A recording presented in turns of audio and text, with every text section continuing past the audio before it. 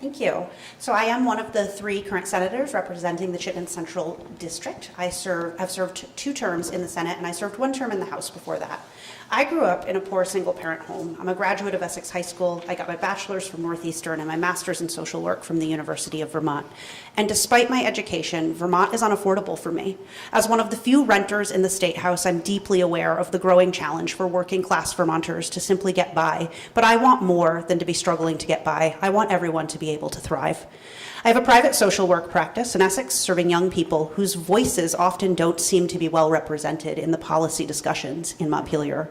I serve as the vice chair of the Government Operations Committee, where I've worked hard to expand voting access, expand rural health care access through our licensure process, to bring survivor benefits to a wider group of workers in Vermont, and to bring transparency to political advertising. And next year, I want to center government accountability, transparency, and our ethical rules. In judiciary, I worked hard to get S-209 passed, which strengthens laws protecting our immigrant neighbors and ensures that they will not be arrested without a warrant in more locations in Vermont. We also updated our laws around animal cruelty and modernized our laws on voyeurism to really be in line with 2026. I also worked hard with Senator Gulick to get passed a statewide sanctuary schools policy based on policy work that was done right here in Winooski, and I thank Winooski for working with me on that policy. Vermonters also need fair taxation that asks everyone to pay their fair share and to lift the burden off those of who are struggling to get by. Introducing S-282 started some important conversations in the State House to claw back the Trump tax cuts to the wealthiest Vermonters, but we have a lot more work to do. And policy often takes far more than 1 term, and I'm ready to get back to work building good policy for Vermont. And you can find out more about me and my platform at tanyaforvt.com. Thank you.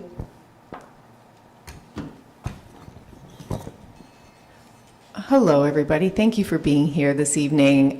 We've been doing a lot of these forums, and I have been going way off script, so I'm actually going to read my opening statement tonight.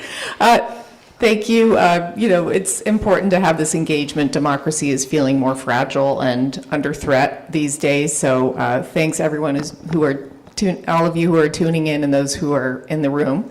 My name is Martine LaRocque-Ulick. I am a senator here in the Chittenden-Central District, and I've served 2 terms in the Senate. I'm obviously running for a 3rd.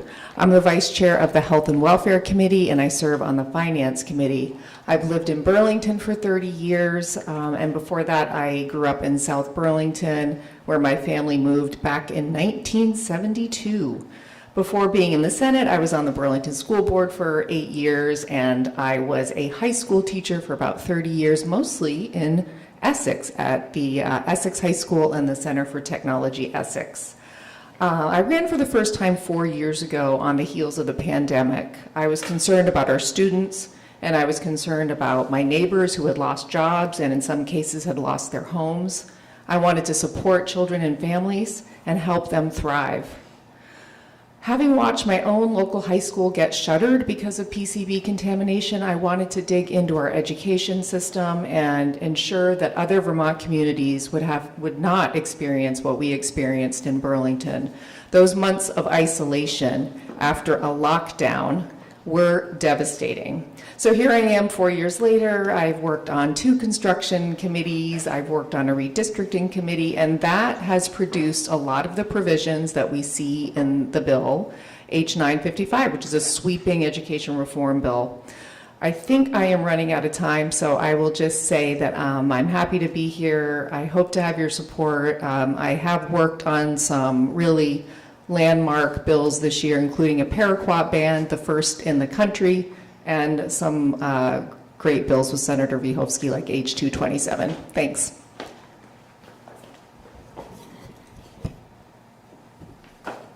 Good evening. It's so wonderful to be here in beautiful Winooski. My name is Nikhil Goyal. I'm running for State Senate in Chittenden-Central. Working people are being priced out of our state. We have the highest healthcare costs in the entire country, skyrocketing property taxes, and a cost of living crisis that is plaguing working class families. Now, what I believe is that we need new leadership that is prepared to deliver lower costs for working families, fight back against Trump's authoritarianism, and make sure that Vermont is a place where all people can afford to live here, thrive, and retire with dignity. I came to Vermont after graduating from public schools on Long Island to attend Goddard College. I prepared me really well to go on to graduate school. Went off to the University of Cambridge, where I completed my master's and PhD in sociology of education, poverty, incarceration. And I took that knowledge and applied it. I spent my career serving the public good, whether it was marching for voting rights with Congressman John Lewis in Selma, Alabama on the anniversary of Bloody Sunday, whether it was teaching incarcerated students in prison in New York, or students at sociology at the University of Vermont, or whether it was working for Senator Bernie Sanders at the U.S. Senate on education and child care issues. I have made it my point to fight for dignity and opportunity for those who have been denied it their entire lives. Now, there are politicians in this state who put their finger in the air and check which way the wind is blowing. I am not one of those people. I listen to the people who are closest to the pain and to the struggle. I look to the evidence. I work in coalition with those who are fighting for a better society. And that is what leads me to running for state senate. I believe that we need a robust agenda that will bring about structural changes in housing, education, healthcare, and other sectors. I'm running on universal primary care to make sure that people don't have to use the emergency room just for basic care. And I am at time, and I can elaborate on that in the discussion. So thank you so much. Hello, everyone. My name is Elaine Haney, and I'm running for the Vermont Senate to bring my 20-plus years of public service experience and my practical perspective to Montpelier. So I've served as an elected official in Essex Junction for 12 years. I've served on the Chittenden County Regional Planning Commission and many other local boards. I've supported women candidates as a director of Emerge Vermont. I represent Vermont nationally on the DNC, and I'm a former small business owner. And I'm ready to put all of that experience to work for you. I've been talking to a lot of Vermonters lately, and they're all saying the same thing. I love Vermont, but I don't think I can afford to stay here. And I have 3 priorities for making Vermont more affordable. First, we must get education reform right. The implementation of H955 is only just beginning, and we must ensure that the needs of our students are the primary focus while we're pursuing cost savings. Second, we must fix health care so Vermonters can afford to take care of themselves. We must seriously explore universal primary care, including vision, hearing, and dental. And third, Vermont needs more housing. That means cutting red tape, supporting smart growth, and creating more housing options so Vermonters can live, build, and stay here. We must also do everything we can to protect Vermonters from federal overreach. I'm running for the Vermont Senate to represent the Chittenden-Central District because our communities need a strong, experienced voice in Montpelier, one that understands what Vermonters are dealing with. I know we can achieve big goals through hard work, teamwork, and compromise, and we are ready for leaders who are forward-thinking and brave. Now, I'm running for the Vermont Senate, and I ask for one of your 3 votes on August 11th. Thank you. Perfect timing. Thank you, candidates. Moving on now to our first predetermined question of the evening. This one relates to our economy and cost of living. In recent years, Vermonters have seen steep increases in the costs of housing, healthcare, energy, childcare, and food. In the last 15 months, Vermont's economy has lost more than 11,000 jobs. And a recent survey found that 84% of Vermonters say their family finances are getting worse or only staying the same. What specific policies do you propose and support to lower the cost of living for Vermont families? And what do you believe would deliver measurable relief in the near term? Senator Gulick, we'll start with you. Thank you, Jordan. First of all, I am a child of the 1970s, and my family was a working class family. We benefited from tax policies of the 1970s when there were 23 different tax brackets, and there was a marginal tax rate at the top of 70%. We were able to move from the working class to the middle class because of these incredibly, frankly, generous tax policies to those of us who were in the working class. We also benefited from things like the GI Bill. So I would like to see us continue. We have a progressive tax system in Vermont, but I would like us to continue to fine tune it so that it is more equitable across the board and that those folks at the top are paying their fair share. And we know that the quote-unquote big beautiful bill that the Trump administration put forward gives large tax breaks to top earners. And many of them, this is not something that they need. They are already earning a lot of money. And so to have a tax break on top of that seems cruel to those folks who are either living in poverty or struggling to pay the bills. So we need to continue to look at those kinds of progressive tax policies. Part of H955, which is fairly exciting, is that we will be starting to tax second homes at a higher rate. That will not come into place for a few years down the line, around 2030. But I was glad that we were able to have that conversation and work through it and actually put it in this bill. So that is something that's very exciting. A lot of what we're experiencing is because of the cruel policies of the Trump administration, the cuts to insurance subsidies, the cuts to SNAP benefits. These are things that in the legislature we're having to react to. We're constantly reacting to these cruel policies. And frankly, that's something that we're going to have to continue to do during this term, this unfortunate term. Thank you. Thank you for the question. I'll be focused on a number of policy areas. One in particular is universal primary care. Vermonters pay $10 billion a year in health care spending. That is up from $6 billion just a few years ago. I believe we need to move towards a universal, publicly financed primary care system that ensures that people don't have to use the emergency room just for basic primary and preventative care. What this plan does is cut out the insurance middleman, that costly insurance middleman that does nothing to improve health outcomes and pays providers directly. This would include investments in our primary care workforce, in community healthcare workers, in nurses, in primary care physicians, to make sure that they are treated fairly and have the equitable pay in the workforce. The second proposal is creating a land bank for the state of Vermont, which would deal with the fact that we have nearly 11,000 dilapidated, foreclosed, distressed units of housing all over our state.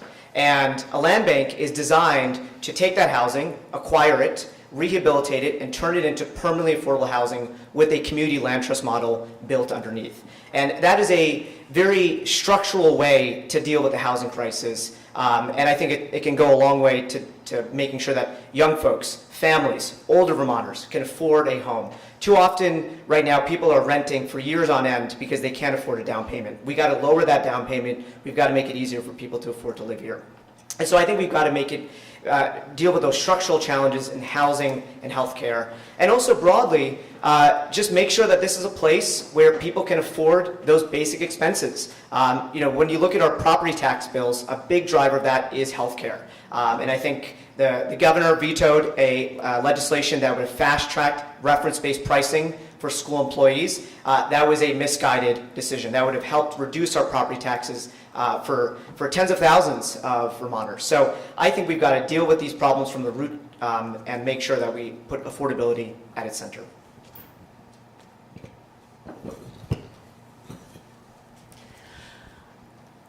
So there are a lot of things that are underway right now that we can continue examining and assessing. So for example, assessing what we have gained by taxing second homes, which we won't know for a little while, but we need to understand whether we need to re-examine what tax rate we have assigned to second homes and see what kind of revenue we generate from that, in comparison to another program which is being considered, which is raising the tax rate on earners who earn more than $500,000 a year. So there are different options for that. Housing is the key to all of this. Increasing the supply of housing will allow more people to live in Vermont, and increasing housing will allow for an increase in grand list values in local communities, and it will enable more people to move around. We saw last week, there was a story in Digger about how Burlington last year built 800 units, and as a result, the vacancy rate is now up at 3.3%. So we have seen evidence that more housing can stabilize rents and increase the availability of housing. We also need to continue in investing in workforce education to allow Vermonters to pursue their careers and to expand their capabilities and increase their pay. We have to double down on healthcare. You know, the legislature is focusing on education property taxes because the governor was insisting on this, but at the same time, we could be focusing much more on healthcare because healthcare is the single biggest driver of school budgets and municipal budgets. So we need to continue to focus on that. We should strengthen childcare to enable more Vermonters to go to work and put their kids in childcare more affordably. And on top of all of the other healthcare things I mentioned, actively working to lowering hospital costs so that when a person goes to the doctor, it is not costing them an arm and a leg for basic treatment. Thank you. When I think about affordability, I think yes about how do we drive down costs and how do we how do we ensure that everyone has a livable wage? We know that costs are high in Vermont, as they are in many rural states, and we do not pay even near a livable wage. The most recent calculator from MIT, which I think is actually better than our state calculation, put Chittenden County's livable wage at over $25 an hour, and yet we pay just a little over $14 an hour, and we need to change that. We need to stop talking about minimum wages and start talking about livable wages, and we need to use calculators that don't rely on outdated math to come up with those numbers. Furthermore, we do need a fair taxation system that allows us to invest in the social safety nets that protect people and save money when someone is struggling.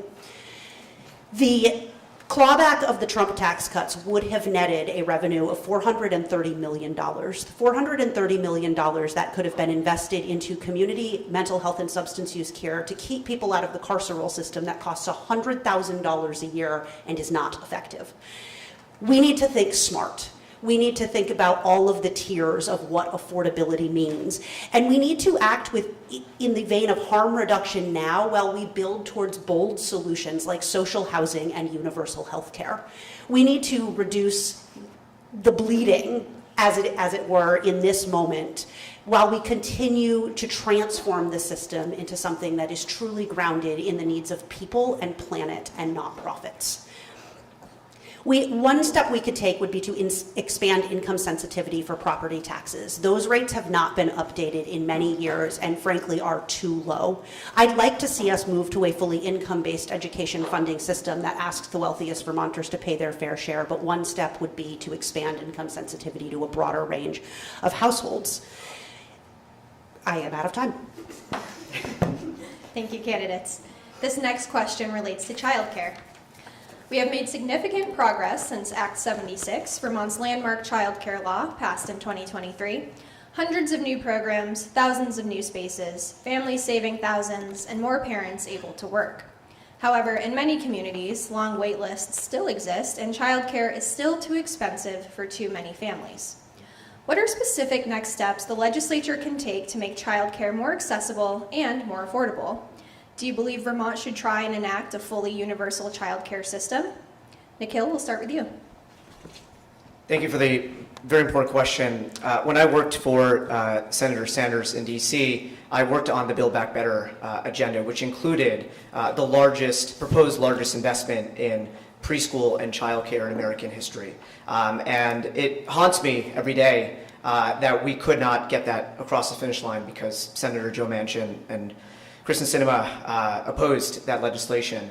It would have transformed the lives of millions upon millions of children and families in this country and thousands of folks right here in Vermont. And I applaud the legislature's work on childcare, and it's an incredibly historic first step. I know I've spoken to a lot of folks at their doorstep who talk about how transformative those childcare subsidies have been in making sure that they can afford a spot for their children, that they can go to work, that parents don't have to leave the workforce in order to at the beginning of their careers. So those are really important interventions. I think we also have to begin to think about how we might expand some of those income eligibility guidelines so that people who are, say, living in more expensive parts of our state can afford childcare and get those subsidies. Also invest in the childcare workforce.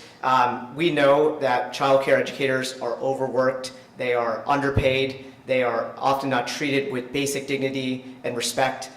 We have to treat them as we should public school educators and have some parity in terms of pay. So those are all things that we have to move towards, because childcare is an economic justice issue, is a racial justice issue, it's a gender justice issue. These are all interconnected, and if we don't deal with childcare and fully invest in it, then our economy will suffer, and our future as children, as families, will suffer as well. So thank you. Yes, I agree that we should absolutely have a fully universal pre-K and childcare system. Aside from the economic development benefits of enabling parents to actually go to work and earn a living for their families, it's a way for children to get an even more of a head start on their education as very, very young children, strengthen their chances at success as students in the K-12 world, and strengthen their ability to get higher earning jobs when they graduate high school, and strengthen Vermont's fairly low continuation rate of kids who go from high school to college. So the education outcomes of early childhood, pre-K and childcare are just innumerable. Also, I think it would strengthen our early childhood education workforce and enable folks who are feeling pinched by the daycare situation to expand into teaching and working with children in our full public school system. In Essex Junction, we have a fully 5-star childcare program that is operated through our rec department. And it's the jewel of our town, and we're incredibly proud of it. And so many children, including all 3 of mine, have gone through that system. So there are many ways for us to implement a program like that, and there are some that already exist. And so I would love to see some group thinking on the topic and making sure that best practices are being spread wide across the state, and that the benefit is families and kids. So I will start by saying, yes, I support a universal child care system, and I think one step that we have tried repeated a couple of times without success thus far is to expand our pre-K system to be a universal full-time public pre-K system, which would take those spots out of our existing child care system, put them into the pre-K system, and open those to other families that currently can't access spots. I don't think that that is the long-term solution. The long-term solution, of course, is universal child care, but that does move us in a direction of opening spots right now. I also think we need to look at actually getting across the finish line licensure for our early educators.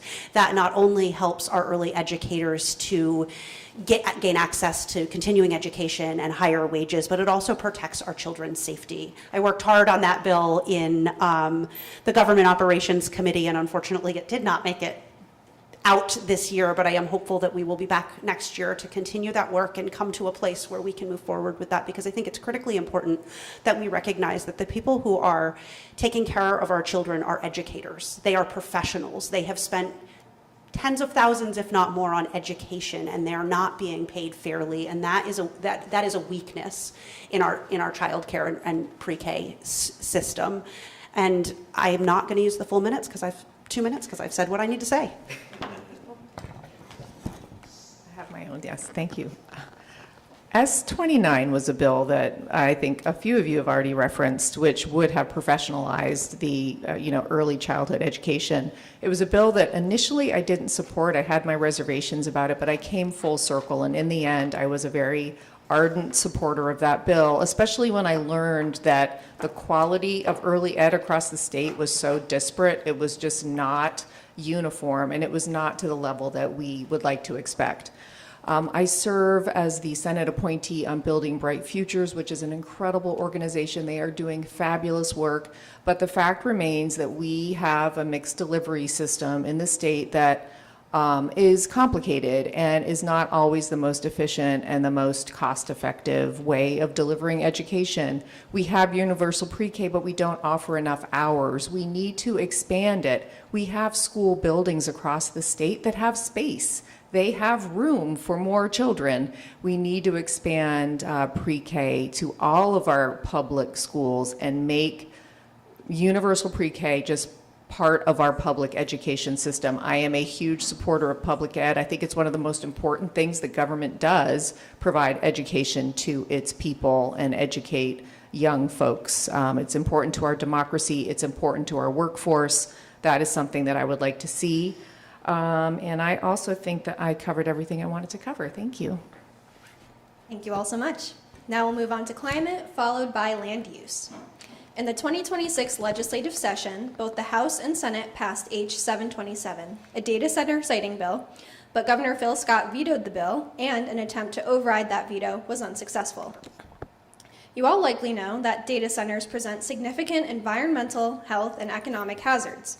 Key dangers include draining millions of gallons of water daily for cooling, heavy reliance on fossil fuel power plants, severe air and noise pollution from backup diesel generators, and rising utility bills for local communities. Given these facts, how would you work in the legislature to protect Vermonters from data centers and ensure that it becomes law next year? And Elaine, you are up first. I would want to bring back that bill and get it back into the legislature, push it through the system, and encourage the governor not to veto it this time. The risk of what could happen to our environment and to the cost of electricity and power in Vermont, it cannot be understated. I know that it's a different example, but in Plattsburgh, for example, Plattsburgh enjoyed some of the lowest electricity rates in New England, and a few Bitcoin mining organizations came and started locating in Plattsburgh, and several years later, suddenly they had some of the highest electricity rates in the state and in New England, and Plattsburgh residents were unprepared, and the city was unprepared, and now they're paying those rates. So we can see a similar example right across the lake from us that we don't want to have happen here. Towns, the governor's objection to the veto, explanation for the veto was that there is a framework in place through Act 250 to prevent those kinds of things from happening, but I don't think there is. This is a more specific kind of building. It is not a workforce generator. It will have some construction jobs, but as soon as the building is built, they only need a skeleton crew of people to keep it running.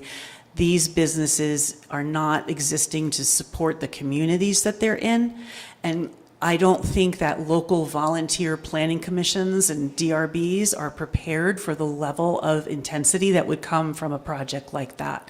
So I would want to see that bill come back. I would want to see it strengthened to make sure that municipalities are prepared to handle the eventuality of an application for something like that. And we need to be very, very careful about allowing those kinds of applications to come before our volunteer citizen boards.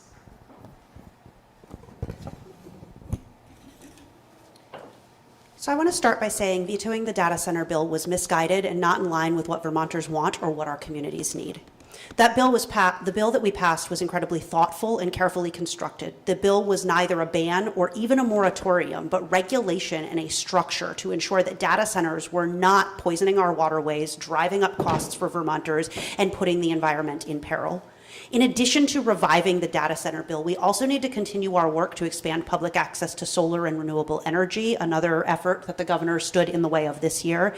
And we need to invest in our public transit system so that people have alternatives to driving everywhere that they go. We need to think, again, in every aspect when we consider how we respond to the climate catastrophe that is in front of us. Vermont has spent billions of dollars over the last few years responding to climate disasters, whether it be flooding or droughts or snowstorms on Memorial Day ruining farmers' crops. We can't continue to do nothing, and we can't continue to let the governor stand in our way of doing what we know is necessary now. Thank you. I am also a Senate appointee on the Citizens Advisory Committee for Lake Champlain's future, and two of our priorities this year were limiting road salt because it is very detrimental to many of our waterways, and to make sure that we are putting guardrails around AI data centers. Unfortunately, we see where we are now, but it became clear to our committee that data centers are extremely detrimental to the environment and cause a lot of harm for all of the reasons that Jordan listed. So I was deeply disappointed with the veto. I heard from hundreds of my constituents who were in favor of that bill. We worked on it in the Finance Committee, and it was a well-crafted, fair, and excellent bill that we looked at other states, and we sort of took the best of what we saw in other states and put it in that bill. So that was a disappointment. I also just want to say we need to tax AI. I completely agree with Senator Sanders. I know that's not the question, but that is something that I feel really strongly about. So, solar, wind, renewables in general, we need to be leaning into that. And again, we keep seeing these roadblocks set by the governor, and that is extremely disappointing. We do need to bring that bill back next session. We need to bring back the road salt bill as well, and we need to continue fighting. Thanks. Thank you for the question. I strongly supported the bill in the legislature that would have put the nation's strongest regulations on AI data centers.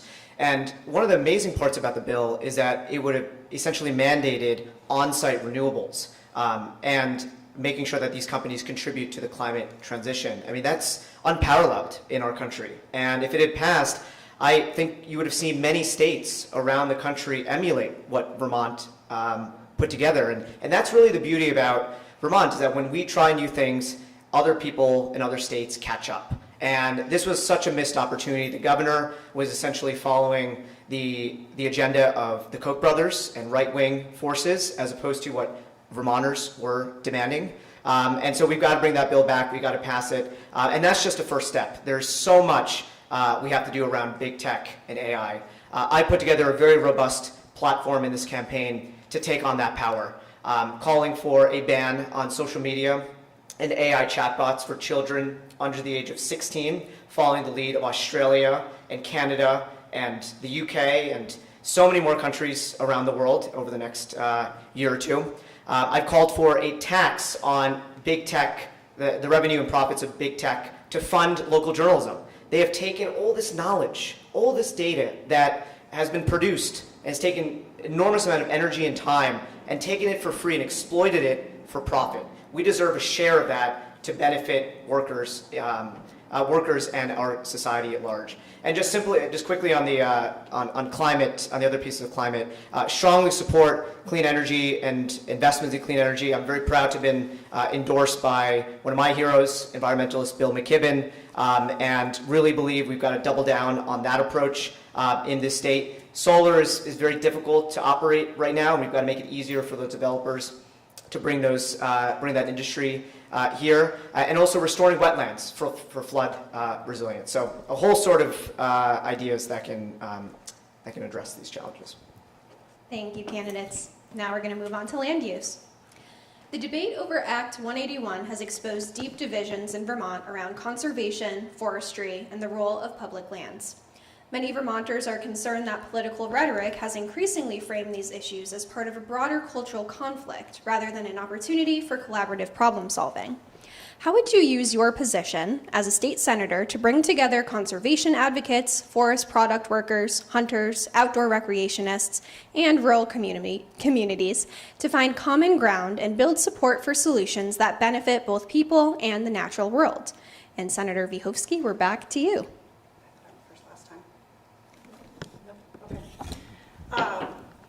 I think the key to that conversation is collaborative. We need to bring all of the voices to the table, and we need to bring those people to the table and encourage open minds. I find that most often the best solutions come when we bring many different voices to the table and are willing to find something that no one of us could have thought through alone. I agree that political rhetoric has created an urban-rural divide in Vermont that simply doesn't exist. There is Vermont. Are things different in some of our more urban areas? There might be more access to services or more access to public transportation, but it's still Vermont, and we're still Vermonters. And we can find solutions that work for all of Vermont. We are not the only rural state. We can look to our fellow rural states, and frankly, we need to look outside of this country. I have been to rural countries that manage to do this quite well, and they manage to do it with infrastructure like rail, and they manage to do it with strict regulations on how certain types of land can be used. Hearing that we should develop closer to our wetlands for example, is political rhetoric, and it is grounded in bad data and bad science, and it will be bad for Vermonters regardless of where they live. Our wetlands are nature's sponges. When floods happen, our wetlands help protect us. Building closer to those wetlands, it will result in catastrophe, not just for the folks living now in a floodplain, who are often our lowest income Vermonters and Vermonters of color, but across the state. And so we need to really come to the table openly and looking for solutions, not looking to blame and create more rhetoric. And as a social worker, I think this is a skill set that I have, and I think we can do this through town halls and listening sessions. And frankly, I think that's one thing that the legislature didn't do enough of as we were moving forward with Act 181. And I think that we need to do better at really bringing the voices to the table. Yeah, I want to start by saying there were several bills this session where we had bi and tripartisan support early on in the session. Then as we got closer to the end, that seemed to disappear and dwindle. And that was very unfortunate. And it did feel political, sadly. I was one of 2 no votes on S325. And the reason I voted no was because, not because I want to tell people what they can and cannot do with their land, but because I believe that building in our city centers and in our municipalities where we have services already developed is a really good strategy. It's a good strategy to increase the health and the economy of the state of Vermont, but also to protect open lands. And as was said earlier, we are in a climate crisis. It is crucial that we keep our forests healthy, that we keep our land such that it is helping protect us in the throes of this climate crisis. We heard a lot about, wildlife corridors and protecting wildlife corridors at all. And when we build McMansions on top of mountains, that is super problematic. So I think we need to keep working on this. I do think we need everyone to come to the table to realize that this benefits everyone. This isn't about government overreach. This is about a communal effort for all of us to benefit from healthy forests, open land, wildlife corridors, et cetera. I'll leave it at that. I'm almost out of time. Thanks. It's a really important question. One of the first things I want to do if I'm elected is join the Rural Caucus. I had the opportunity to attend Goddard College in the Northeast Kingdom, and I know that the challenges that folks there face are many of the similar challenges that folks in Burlington, Winooski, and Essex face.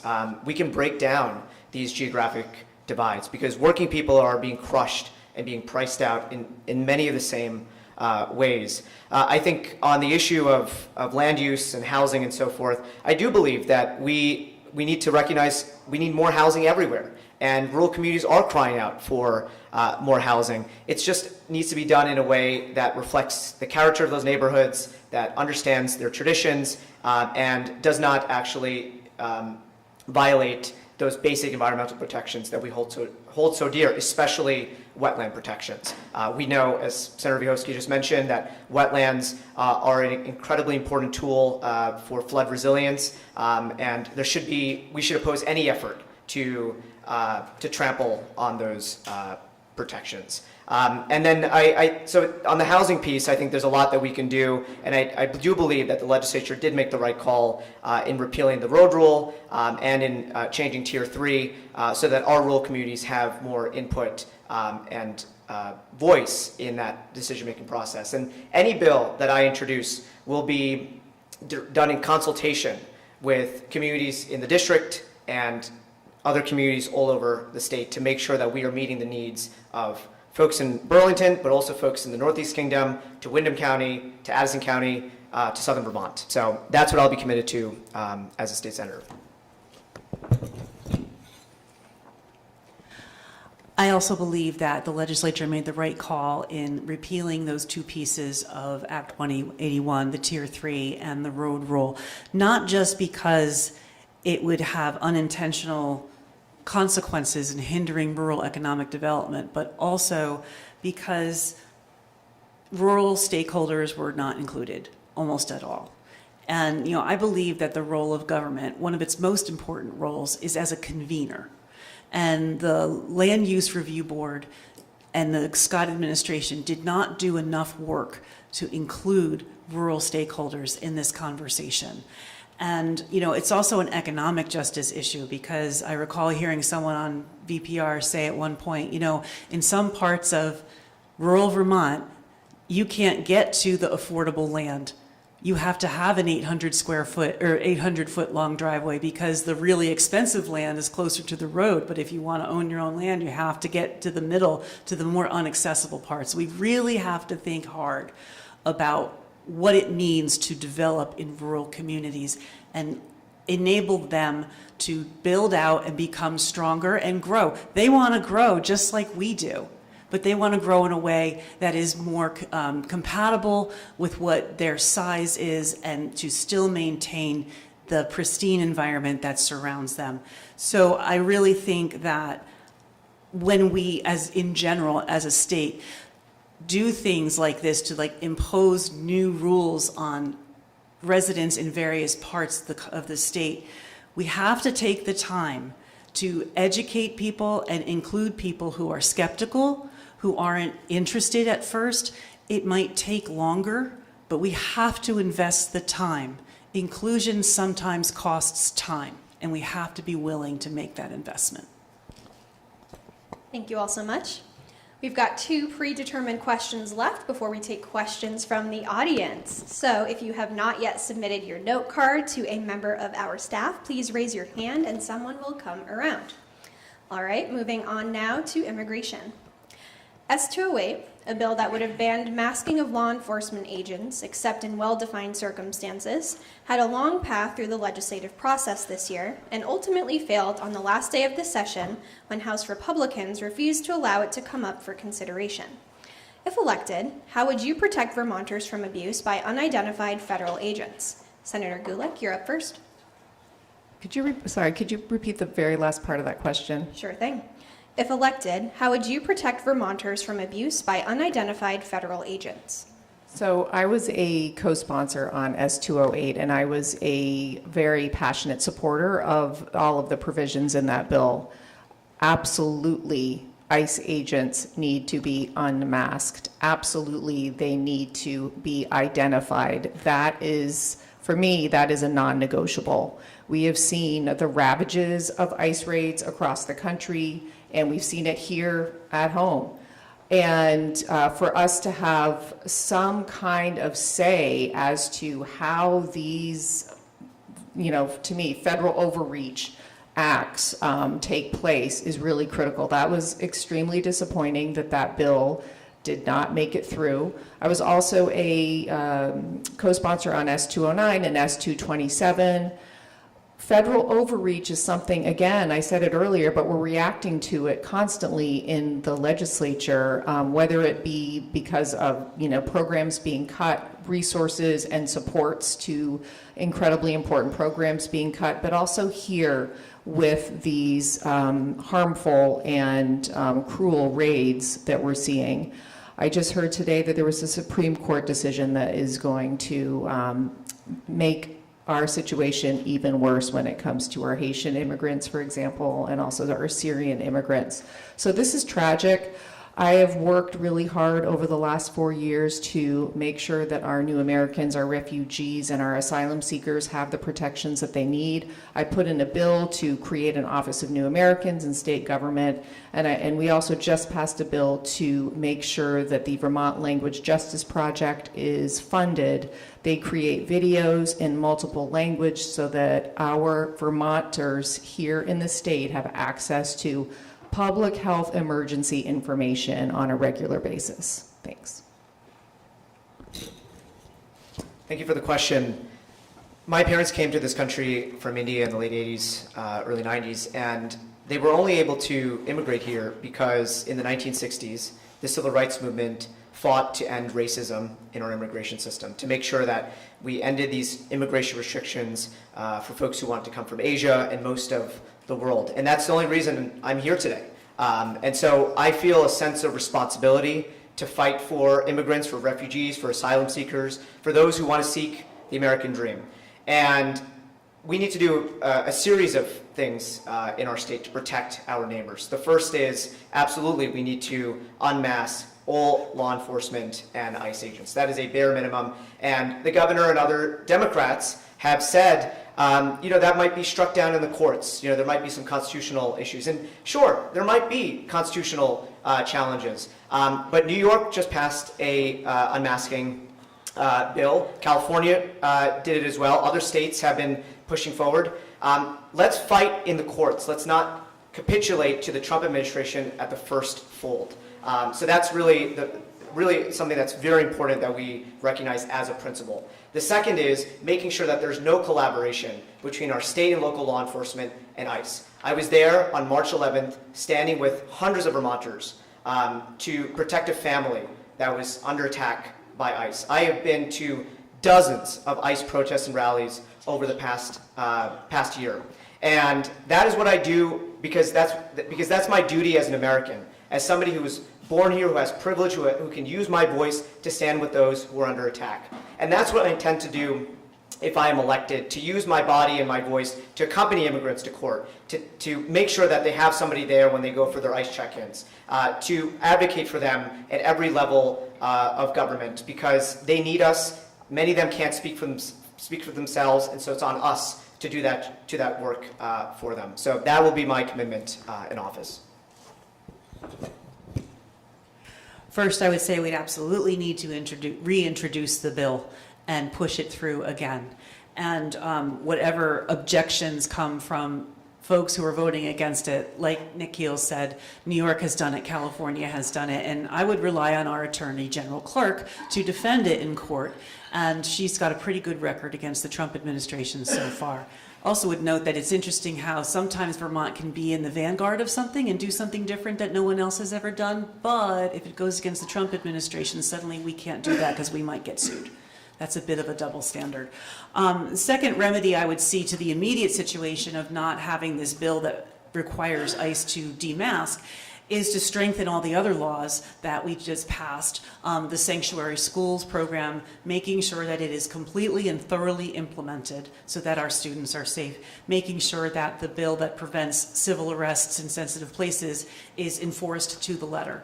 The last thing I would say is we also need to clarify what we mean by fair and impartial policing. Everybody has a different definition, and everybody who showed up on March 11th had a different definition. And until we are very, very clear about what Vermonters won't stand for, I'm afraid that a March 11th will happen again, and maybe it'll be a worse outcome. So there does need to be a conversation about what fair and impartial policing means and what Vermonters mean when we say no collaboration. Thank you. I started this biennium with the primary goal to protect the most vulnerable Vermonters. And in the first year of the biennium, I learned a lot about what we cannot do as state legislators because of the Supremacy Clause. And in the interim between year 1 and year 2, I worked closely with our attorneys to learn what we can do or what we might be able to do within the bounds of the Supremacy Clause. And when we get close to the edges, now is the time to challenge what we can and define what we can do. This federal administration does not care about the Constitution. And if the question is, might this be constitutional to prevent them from harming people, I think we need a definitive answer. And I think next year we will have a more definitive answer. We will have a more formal ruling on whether or not the new California law, the one they passed, was actually struck down without the prohibition only for ICE agents, will be upheld. We will know whether the New York law will be upheld, and that'll be in the Second Circuit, which is incredibly important because it's the same circuit that we're in. Some of the other things that we did was to pass H-49, allowing lawsuits in state court if the federal government or federal agents violate your constitutional rights. I was the lead sponsor, and Senator Gulick joined me on S-209, and one of the things we need to do in there is add back going to and from medical facilities. That came out in the House, and I think it's pretty critically important. I asked the question in committee, would that mean that if someone was in an ambulance having a heart attack, they could be pulled over by federal agents and whisked away with no warrant? And the answer was yes. And so I think we need to add back in the traveling provision to that bill. And some other things that remained on the wall this year that we need to come back to is prohibiting our state and local governments from collecting immigration data. If they have it and the feds ask for it, we have to give it to them. But if we don't have it, we can't. We need to look more into smart traffic stops, so not stopping people for non-public safety stops. We need to actually strengthen our fair and impartial policing policy. It is not strong enough, and I frankly think it could be state law. It's not that big. I mean, it is a big deal, but there's not the downside of breaking a policy is much smaller than the downside of breaking the law. I also think we need to really finally come to a robust police oversight process that doesn't ask the police to police themselves. Thank you all. The last question from our co-sponsoring organizations relates to reproductive rights. Abortion and gender-affirming care are protected rights for Vermonters. Despite having claimed they want to leave abortion up to the states, we've seen repeated attacks on access to care from the federal government, specifically targeting states where it is protected, like here in Vermont. What else do you think is needed to strengthen or maintain abortion rights and access to gender-affirming care here in our state? Nikhil, we'll start with you. Thank you for the important question.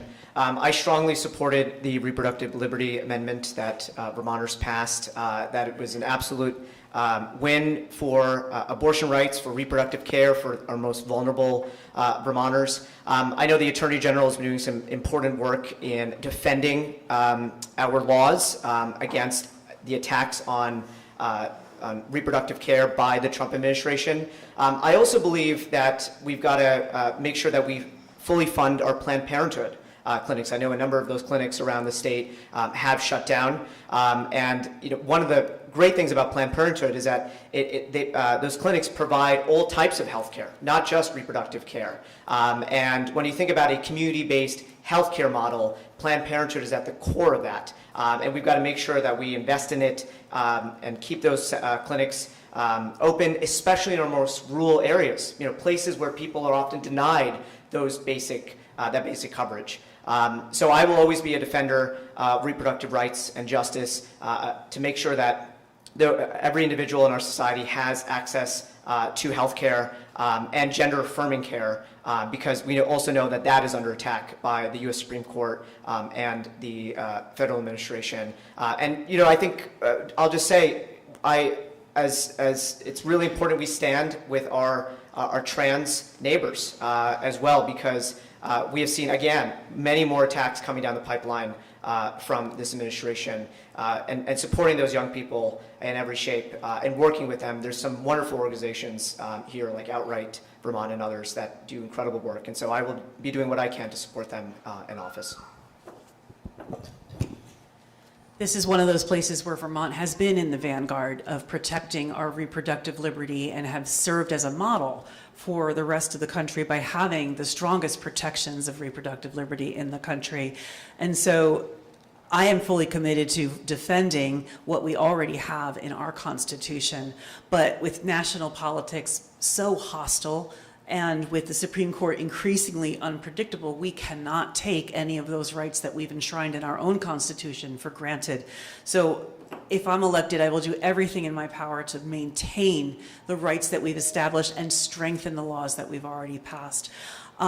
Keeping our shield laws strong so that Vermont providers who offer reproductive care are protected from out-of-state political attacks, protecting the medical profession from legal threats for simply providing essential health care, and ensuring insurance companies continue to cover reproductive services so that cost is not a barrier to care.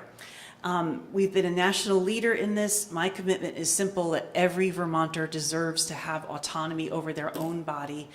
Full stop. My only other thing I would add is that I'm getting increasingly concerned about attacks on the post office. And so I would want to work with our congressional delegation to ensure that they put pressure on the United States Post Office to not change the rules around what is allowed to be shipped in the country.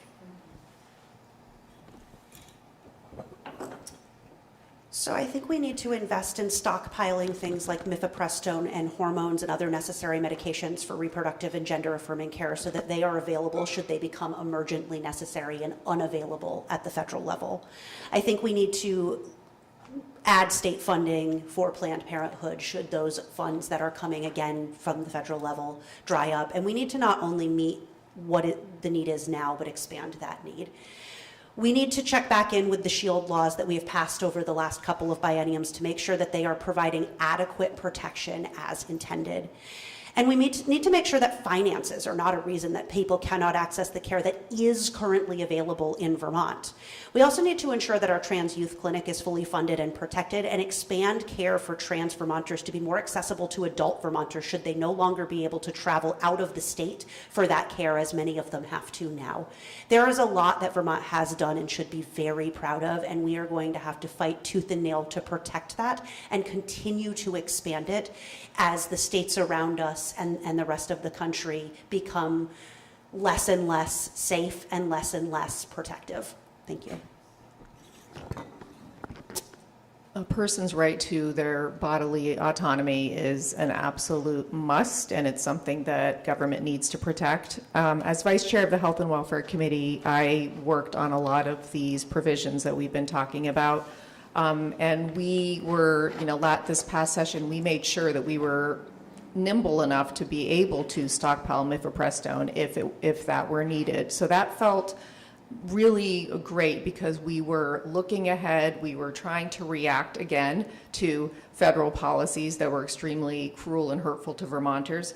But things like the SHIELD law, making sure that our providers are taken care of, and also geofencing, making sure that when folks are accessing care in a Planned Parenthood or in another kind of care center, that their data is not being hacked into and is not being taken by bad actors. These things are extremely important.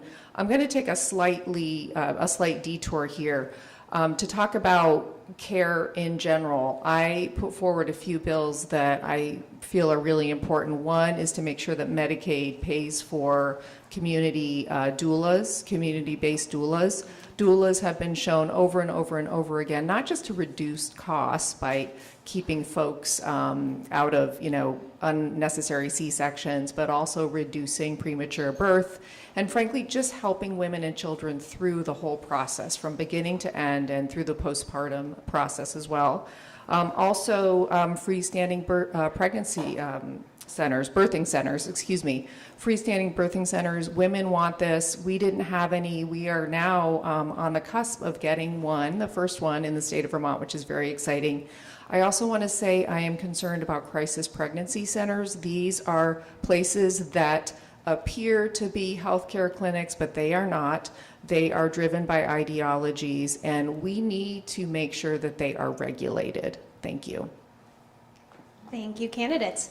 That concludes our slate of predetermined questions. We'll move on now to a few audience questions, then wrap up with closing statements.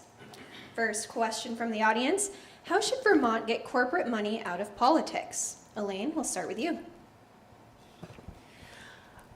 There's a couple possibilities that Vermont could envision. One is follow a Maine model, which is to implement a public financing system. Their system is voluntary, though, so it's not necessarily followed because if one candidate does it, they're at the disadvantage financially to other candidates. But a public financing model is a possibility. Hawaii is currently working on legislation that regulates corporations and what they're allowed to donate to. And then Montana is working on legislation that is redefining personhood for corporations so that they are not considered people, and what they do with their money is not considered speech. So I've been looking at both Montana and Hawaii and their legislation and thinking about how we could make that work here in Vermont. So we did introduce a bill in the Senate this year to do exactly that, to really look at our corporate regulation and how corporations are defined. And I would hope that we would have more robust conversation on that, though our legislative council attorneys have an opinion that it may be unconstitutional. Again, if unconstitutional laws can be used to overturn settled law like Roe v. Wade, then why shouldn't we push forward with things that are questionable to see if perhaps we overturn Citizens United, which I would say is the single most damaging to democracy Supreme Court decision in the modern time. So that was a bill that I was a co-sponsor on, and that had a couple of brief hearings, but I would hope that we would have more hearings on that and hear more about ways to do that. And if the question is maybe this is constitutional, then I say let the courts decide. Let's use it to get rid of Citizens United. But I also deeply support and have introduced legislation every year I've been in the State House to move towards a publicly financed system. This has the beautiful, a mandatory publicly financed system. This has a really beautiful, multi-faceted effect. One, it gets corporate money out of campaigns, and two, it levels the playing field for elections. It allows people who don't have access to wealth, who don't have access to money, to participate fairly in elections, and I think it would go a long way to making the demographics of our State House look more like the demographics of Vermont.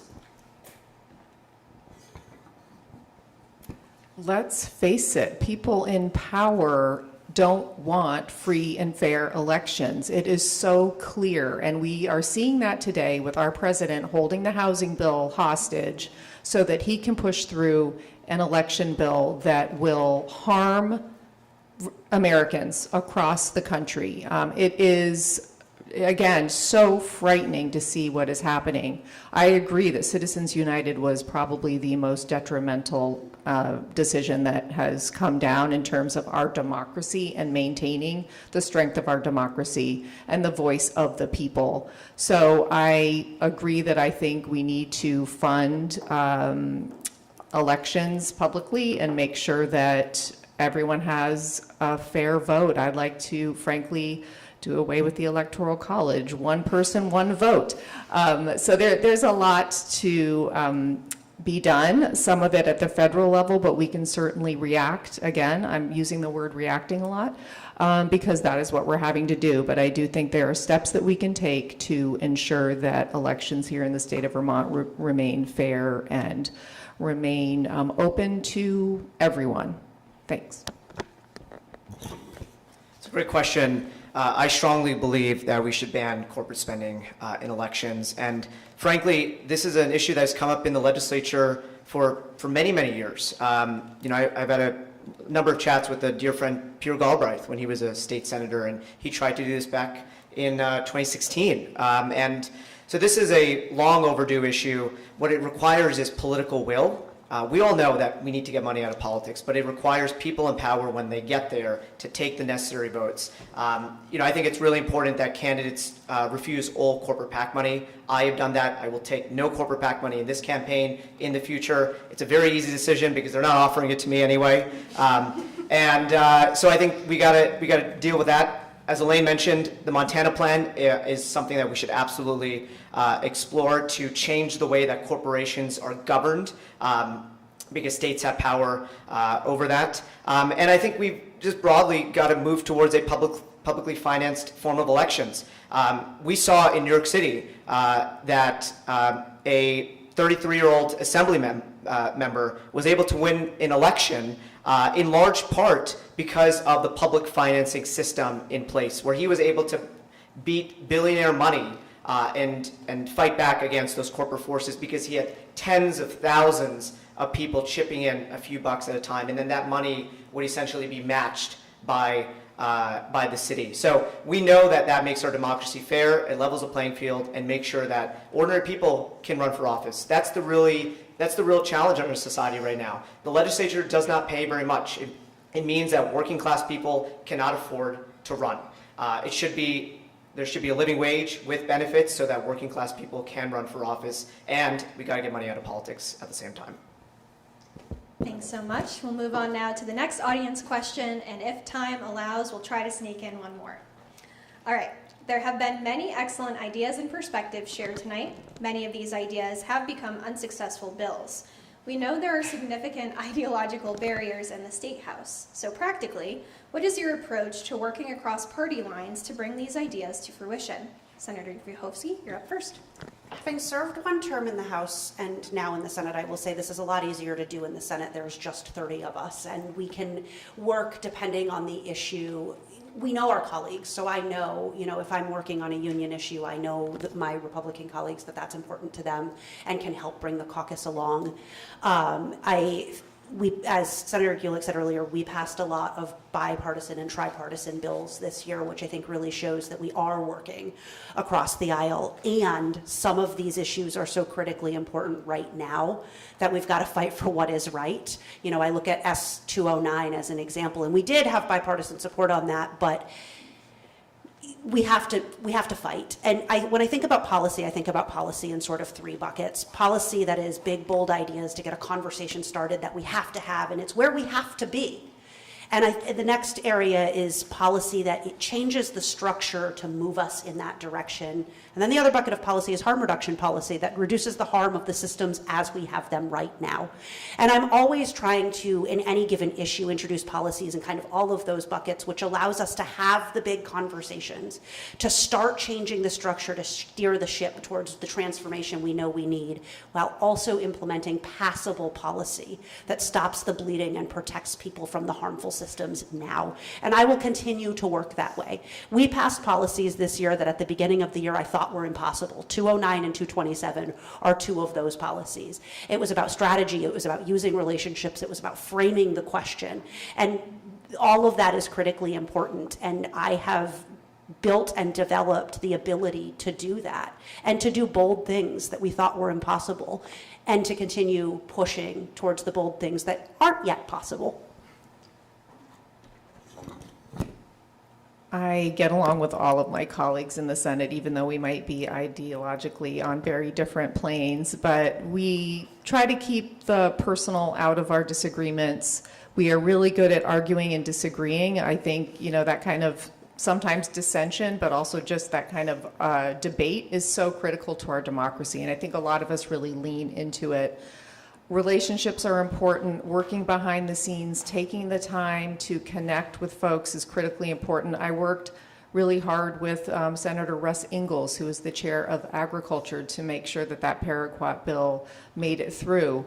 I know, the Ag Committee wants so desperately to support its farmers, and we had so many great discussions about making sure that we're protecting our farmers in terms of their economics, but also their health. And paraquat is a chemical that is detrimental and causes Parkinson's disease. In the same way that we took PFAS out of protective clothing because we heard from firefighters that they have high rates of cancer, we did that with paraquat in the Agriculture Committee. So that kind of across the political divide conversation is incredibly important. I do think it's hard, and this is something that I'm learning. I hadn't really thought about it before I became a senator, but in the second year of the biennium, there is so much political pressure that even if early on, you feel like you've got this tripartisan and bipartisan support, as you get closer to the end, our Republican governor doesn't want to give any wins to Democrats, doesn't want to give any wins to progressives. So it becomes harder to push things through.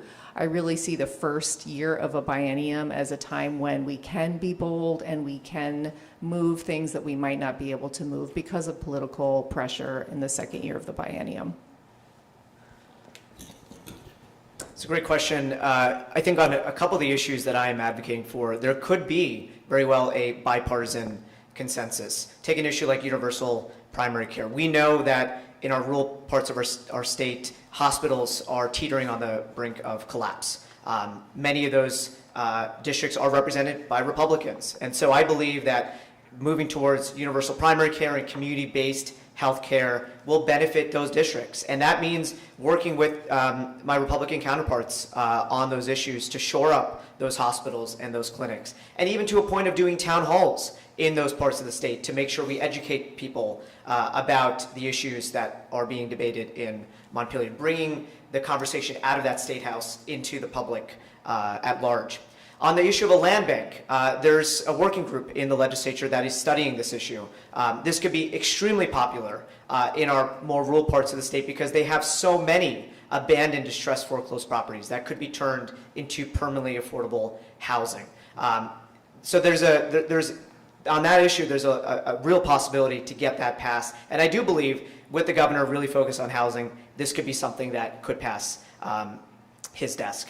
And just broadly, I do believe that at this moment, Vermont is a place where we can agree respectfully, and it's a place where we can work across the aisle on these issues. And I think one of the reasons why I decided to run for the Senate is because it's only 30 people. You have to deal with these people on a daily basis. And there's going to be competing interests, but there's a lot more possibility for bipartisan action than I think in other institutions. And that's something that we should preserve here in our state. I love this question because it makes me think back on lessons I've learned in 30 years of public service and things I learned on the library board. These are universal truths that could be applied to Congress or to the State House or to your planning commission. And, you know, I love the idea of pushing the bold plans and the fact that the first year of the biennium is a time when you can really start planting seeds for really important change. But I also know that it is a long game. Politics and government are a long game, and it's hard to make change when you're moving at the pace of government. And the really important stuff takes time. Like I said earlier about the Land Use Review Board, inclusion takes time, compromise takes time. Secondly, you know, never, ever, ever stop building relationships. The relationships that you build with people who disagree with you now will come in very handy when you have a bill that they have a bill that they want to pass and you've taken the time to be friendly with them. It really pays off. We have to be willing to compromise on things and move towards improving whatever it is we just compromised on. So if you're sitting at the table and you're not getting everything you want, don't leave the table, because you may end up getting everything you want. And if everyone came to the table with that kind of perspective, I think things would move a lot faster. And my last thing I would say, and I sound like I'm quoting a bunch of truisms or reading from Reader's Digest or something, but don't let the perfect be the enemy of the good. We cannot walk away from the table when we don't get what we want, like the governor did by vetoing S-190 and depriving Vermonters of affordable health care. Taking your marbles and going home is not something that you do when you're trying to govern. And this is Vermonters' lives that we're talking about. All right, with about 10 minutes remaining, unfortunately, we do need to move on. So we will conclude now with the 2-minute closing statements. And Senator Gulick, you will go first. That's exciting. Okay. Thanks again, everyone, for being here. This has been great. It's always nice to have these important conversations. 2 years ago, it was the first year of my second term, and it was also the first year of the Trump 2.0 administration. And I was so, frankly, disheartened and disgusted with what I saw coming out of our presidential administration, that I used my personal privilege in the Senate to stand up on a regular basis and just share with the Senate and share with Vermonters some of the horrors that I saw taking place. Eventually, many of my colleagues joined in, and we would pick a topic and we would stand up and use our personal privilege to speak against what we saw coming out of Washington. That was important for me. I felt that I couldn't be silent, even though I was being told that maybe I shouldn't be quite so vocal, but it was important for me to stand up and speak. That is a wonderful part of being in the legislature, to use that, bully pulpit, if you will, to use the ability to speak to Vermonters in a way that is meaningful. At the same time, that's not all we do, right? We need to pass bills that will actually make change. We need to do stuff. So speaking up is important, but working hard with our colleagues, with our legislative council, to draft bills that will protect consumers in the state of Vermont, that will protect our land, that will protect our children and our families. These are things that I hold very, very deeply, and they are why I ran in the first place and why I continue to run. I would love to go back for the next 2 years and continue my work in education and in healthcare and protecting Vermonters across the board. Thank you. Thank you for the very thoughtful conversation tonight, and really appreciated all of the questions. Just to reiterate, my name is Nick Hill-Goyle. I'm running for State Senate in Chittenden-Central, and I'm running because working people are being priced out of our state. We have a cost of living crisis, we have a property tax crisis, a healthcare crisis, an energy crisis, and we need new leaders that are prepared to deal with those challenges, offer structural solutions to make people's lives better, to lower costs, and to fight back and protect our state from Washington. And I spent my career fighting for children and families, as an educator, as a policymaker, as an advocate. And the reason I'm running is because I believe that this is a vehicle to do some real good, to fight for people who are left behind, to make sure that people can afford to live here, to enact the policies that will provide dignity and opportunity and equity to ordinary people. That's what I think the most important job of government is, to deliver decency and dignity for ordinary people. And what I put together in this campaign is a very robust policy agenda. I encourage you to go to all of our websites, and I encourage you to go to my website and see all of the policies that I hope to enact and work on if I am elected. Because as a senator, as Senator Gulick and Winooski could certainly attest to, you have no staff when you go into that building. You're an agent on your own. And so I think it's really important you come in with a clear set of ideas about what you want to accomplish and the types of things you need to do to get one place to another. I'm proud to have been endorsed in this race by the two unions that have endorsed, the Committee of Interns and Residents, SEIU, and I've also been endorsed by the Vermont State Employees Association. Organized labor is at the core of my politics. I've also been endorsed by Ben & Jerry's, Bill McKibben, a whole host of state legislators, and I'm committed to building a future where no Vermonter is priced out. So I hope you'll join me, and I humbly ask for your vote on August 11th. I'm running for Vermont Senate because I believe Vermont can be more affordable and that our government should work for the people and not the other way around. Vermonters deserve strong leaders who aren't afraid to take on our toughest challenges on housing, healthcare, public education, and property taxes. I am not running on promises. I'm running on 20+ years of public service. I've built my career around listening, problem solving, and achieving community-oriented results for my neighbors. The work ahead is difficult, but we can do it together. Break the housing bottleneck, commit to an education system for all Vermonters, reduce the cost of health care, protect Vermont from federal overreach and chaos, foster thriving economies and support small businesses, and prioritize the needs of children and families. We can do all these things, but it will take strong, experienced, and committed leadership. From helping neighbors solve everyday problems to guiding major community change, my work has always been rooted in collaboration, pragmatism, and a deep connection to the people I serve. In my work, I've built relationships with so many local leaders and community organizations, and it's those relationships and the effort I invest in them that get results.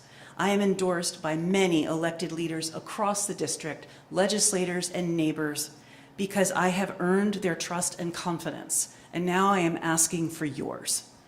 I'm committed to finding realistic solutions and to the challenges that Vermont faces, and I'm ready to serve in the Senate. My name is Elaine Haney, and I am running for the Vermont Senate, and I am asking for your vote on August 11th. Thank you. I'd like to thank all of the organizing partners, both for hosting this forum and for your work in the State House fighting for policies that put Vermonters and planet first. This biennium was hard. It was filled with fear, uncertainty, and crisis after crisis, many of which have actually been growing for decades and will not be solved overnight or with tweaks around the edges. We have to transform the systems. Through this biennium, I worked closely with our attorneys, with Senator Gulick and other colleagues to fight for all of the people in our district.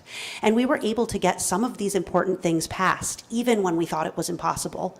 We were able to protect people, to work towards lowering cost, to improve outcomes. We've shown ourselves to be an effective team, fighting for Vermonters. There's a lot more work to do, and a lot of work that got left behind. Yes, we do need to compromise, but we always need to draw the line when we begin compromising with people's lives. I'm ready to go back and continue building on the good work that we did to fixing the mediocre work and frankly repealing some of the damaging work that was done. I have shown to be bold, to work well with my partners, and to move forward things that were told to me at the beginning were impossible.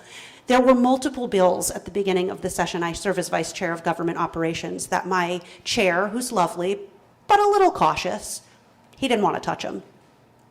At least 3 of those we passed. S89, the disclosures for AI-generated political ads, disclosures on lobbying ads year-round. I fought for transparency, for accountability, and for protecting our most vulnerable Vermonters. And I have work to build on that I have been working on and will continue to work on back in the State House in January. Thank you. Can we give these candidates a round of applause?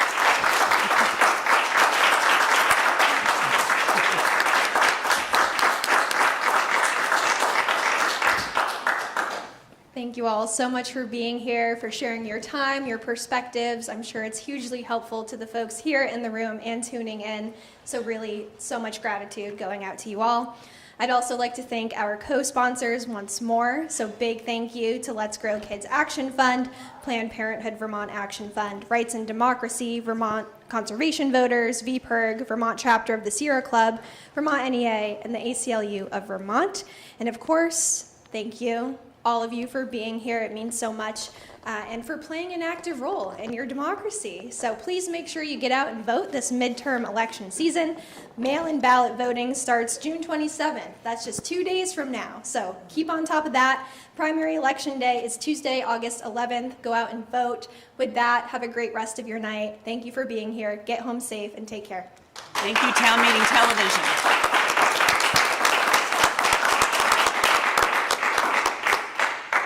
Making sure we